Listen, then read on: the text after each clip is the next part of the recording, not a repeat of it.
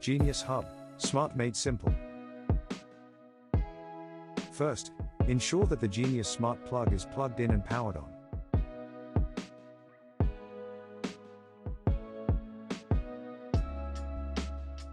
Press the button on the front 4 times in 1.5 seconds, and hold it on the 4th press until the light turns on and then turns off.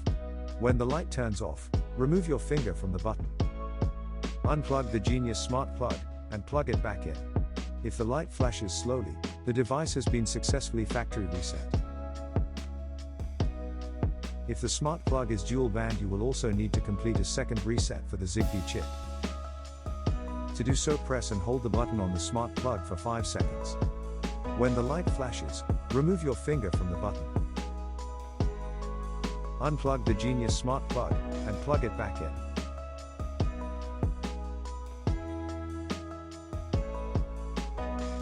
If the light flashes slowly, the device has been successfully factory reset.